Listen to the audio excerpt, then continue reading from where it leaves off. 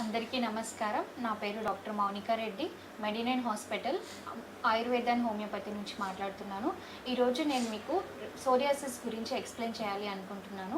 Psoriasis అంటే ఏంటి, అది ఏ విధంగా ఫామ్ అవుతుంది, ఎలా ఇన్ఫెక్ట్ అవుతుంది, దాని కాజెస్ ఏంటివి, దాని సిమ్టమ్స్ ఏంటివి, వాటి గురించి అన్నిటి గురించి ఎక్స్ప్లెయిన్ చేయాలి అనుకుంటున్నాను.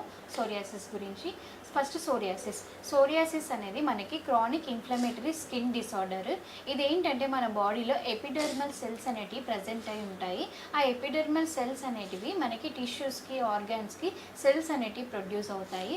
ఎప్పుడైతే మన నార్మల్ సెల్స్ బాడీలో ఉన్న నార్మల్ సెల్స్ రేంజ్ కంటే ఇవి ఎప్పుడైతే హైపర్గా ఎక్కువగా రిలీజ్ చేస్తాయి ఎపిడర్మల్ సెల్స్ అనేటివి, అప్పుడు మనకి బాడీలో సోరియాసిస్ ఇన్ఫెక్షన్ స్కిన్ డిసీజ్ అనేది స్టార్ట్ అవుతుంది మన బాడీలో. దీంట్లో ఈ సోరియాసిస్ అనేది కూడా చాలా రకాలుగా డివైడ్ అయి ఉంటుంది. ఇవి ఎన్ని రకాలుగా డివైడ్ అయి ఉంటాయంటే 5 టైప్స్గా డివైడ్ అయి ఉన్నాయి. ఫస్ట్ వన్ వచ్చేసి plaque psoriasis, next guttate psoriasis, next inverse psoriasis, next erythrodermic psoriasis, next వచ్చేసి pustular psoriasis. First plaque psoriasis అంటే ఏంటిది? ఇది ఎక్కువగా మనం ఏంటంటే స్కిన్ అనేది డ్రైగా ఉంటుంది, ర్యాషెస్ అనేటివి రెడ్ కలర్ ర్యాషెస్ కిందకి ఫామ్ అవుతాయి.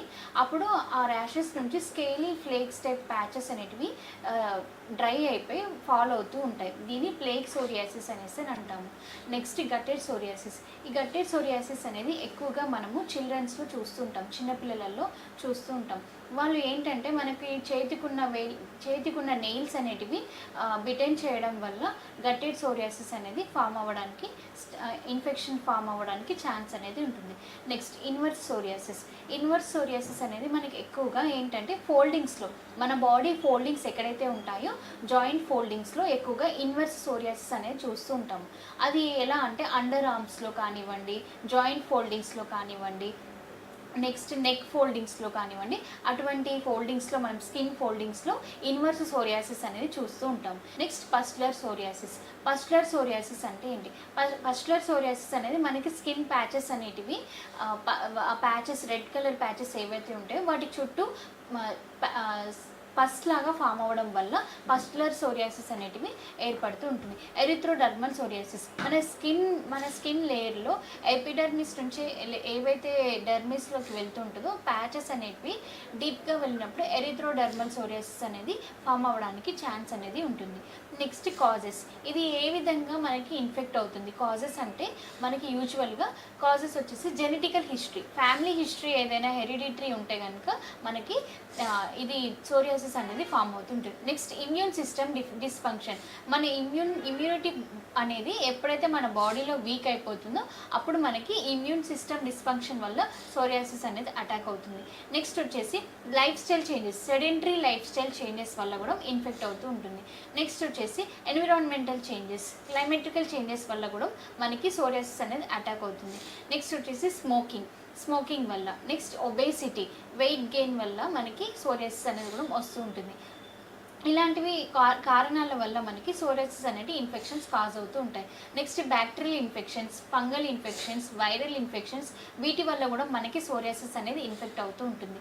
నెక్స్ట్ వచ్చేసి విటమిన్ డి డెఫిషియన్సీ వల్ల కూడా మనకి బాడీలో సోరియాసిస్ అనేది ఇన్ఫెక్ట్ అవ్వడానికి ఛాన్స్ అనేది ఉంటుంది. ఎక్కువగా ఇది మనం ఏంటంటే పర్టికులర్ ఈ ఏజ్ నుంచి ఈ ఏజ్ వాళ్ళకి అటాక్ అవుద్ది అనేసి అని అలాంటి రీజన్ అనేది ఉండదండి. మనకి ఎలాంటి ఏజ్ వాళ్ళకైనా కూడా, చిన్న పిల్లల నుంచి పెద్దవాళ్ళ వరకు ఎలాంటి ఏజ్ వాళ్ళకైనా కూడా సోరియాసిస్ ఇన్ఫెక్షన్ అనేది ఫామ్ అవ్వడానికి ఛాన్స్ అనేది ఉంటుంది అన్నట్టు. Next symptoms. ఈ సిమ్టమ్స్ ఎలా ఉంటాయి సోరియాసిస్లో అంటే, ఫస్ట్ మనకి ప్యాచెస్ అనేటివి, ర్యాషెస్ అనేటివి రెడ్ కలర్లో రెడ్ డాట్ స్పాట్స్ లెక్క ప్యాచెస్ అనేటివి ఫామ్ అవుతాయి. నెక్స్ట్ వాటి చుట్టూ ప్యాచెస్ చుట్టూ డ్రైనెస్ అనేది చూస్తూ ఉంటాం. స్కిన్ కూడా డ్రై అయిపోతూ ఉంటుంది. నెక్స్ట్ ఆ ప్యాచెస్ ఎలా అంటే సిల్వరీ వైట్ స్కేలీ ఫ్లేక్స్ లెక్క మనకి పొట్టు అనేది చిన్నగా డ్రై అయిన స్కిన్ అనేది రాలిపోతూ ఉంటుంది. నెక్స్ట్ వచ్చేసి మనకి పెయిన్ అనేది ఉంటుంది. ఆ ప్యాచెస్ ఎక్కడైతే ఉంటాయో ఉంటాయో పెయిన్ అనేది ఉంటూ ఉంటుంది. ఇది సోరియాసిస్ అనేది జాయింట్స్ కూడా ఇన్ఫెక్ట్ అవుతూ ఉంటుంది. మనకి సోరియాటిక్ అథరైటిస్ అని కూడా అంటూ ఉంటాము. జాయింట్స్లో కూడా మనం సోరియాసిస్ ఇన్ఫెక్షన్ అనేది ఫామ్ అవ్వడానికి ఛాన్స్ అనేది ఉంటుంది. నెక్స్ట్ పెయిన్ అనేది ఉంటుంది, మనకి ర్యాషెస్ చుట్టూ మంట ఉంటుంది, బర్నింగ్ సెన్సేషన్ ఉంటుంది, క్రాక్స్ ఏదైతే ప్యాచ్ ఫామ్ అయింది ఉంటుందో మనకి ఆ ప్యాచ్ చుట్టూ క్రాక్స్ లాగా ఉంటాయి. దాంట్లో నుంచి కొన్నిసార్లు మనకి బ్లీడింగ్ అనేది కూడా అవుతూ ఉంటుంది. ఇది ఇంకా ఆర్థరైటిస్ కిందికి ఫామ్ అవుతుంది. ఈ ప్యాచెస్ అనేటివి మనకి జాయింట్స్ మీద వస్తే కనుక అప్పుడు ఆర్థరైటిస్ కిందికి కూడా ఫామ్ అవుతుంటాయి. సో దీంట్లో కూడా మనం ఎక్కువ ఏంటంటే దీంట్లో స్కాల్ప్ సోరియాసిస్ అని చెప్పి, పామార్ సోరియాసిస్ అని చెప్పేసి, నెక్స్ట్ ప్లాంటర్ సోరియాసిస్ అని చెప్పేసి ఇటువంటి టైప్స్ అనేటివి చూడొచ్చు. స్కాల్ప్ సోరియాసిస్ అనేది ఎక్కువగా తలలో చూస్తూ ఉంటాం.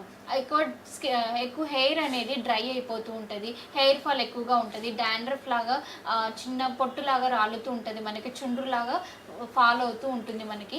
దీన్ని స్కాల్ప్ సోరియాసిస్ అంటాం. Next palmar psoriasis. Palmar psoriasis అంటే మనకి చేతిలో, అరిచేతిలో చేతులలో ఫామ్ అయ్యేదాన్ని పామార్ సోరియాసిస్ అనేసి అని అంటాం. Planter psoriasis. ప్లాంటార్ సోరియాసిస్ అనేది మనకి కాళ్ళల్లో ఫామ్ అవుతూ ఉంటాయి, వేళ్ళల్లో, ఫూట్లో కానివ్వండి, అటువంటి చోట్ల ప్లాంటార్ సోరియాసిస్ అనేది మనం చూస్తూ ఉంటాం. ఇటువంటి ఈ సోరియాసిస్ స్కిన్ ఇన్ఫెక్షన్ ఎవరైనా ఇలా ఈ ఇన్ఫెక్షన్స్ తోటి బాధపడుతున్న వాళ్ళు ఎవరైనా ఉంటే కనుక మీరు మా మెడినైన్ హోమియోపతి అండ్ ఆయుర్వేద హాస్పిటల్కి సంప్రదించవచ్చు. మనకి ఏంటంటే హోమియోలో మంచి ట్రీట్మెంట్ అనేది అవైలబుల్గా ఉంది ఈ సోరియాసిస్ ఇన్ఫెక్షన్స్కి. సోరియాసిస్కనే కాకుండా ఎలాంటి స్కిన్ ఇన్ఫెక్షన్స్ అయినా కూడా మనకి హోమియోపతిలో బెస్ట్ ట్రీట్మెంట్ అనేది అవైలబుల్గా ఉంటుంది.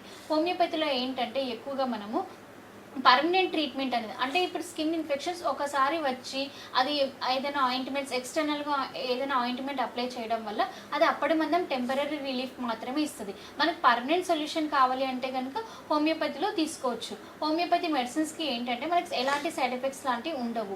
మనకి న్యాచురల్ బేస్డ్ మెడిసిన్స్ ఉంటాయి, హెర్బ్స్ నుంచి వాటి నుంచి ప్రిపేర్ చేస్తారు. సో వీటికి ఎలాంటి సైడ్ ఎఫెక్ట్స్ అనేవి ఉండవు.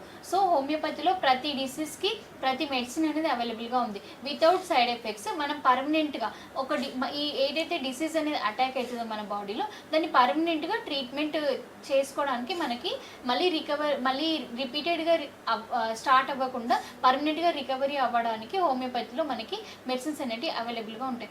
సో ఎవరైతే సోరియాసిస్ డిసీజ్తో బాధపడుతున్న వాళ్ళు ఉన్నారో వాళ్ళు మా మెడినైన్ హాస్పిటల్కి వచ్చి సంప్రదించవచ్చు. మెడినైన్ అంటే సంపూర్ణ ఆరోగ్యం, పరిపూర్ణ విశ్వాసం. సంప్రదించవలసిన నంబర్ 9281000268. Website medinine.info.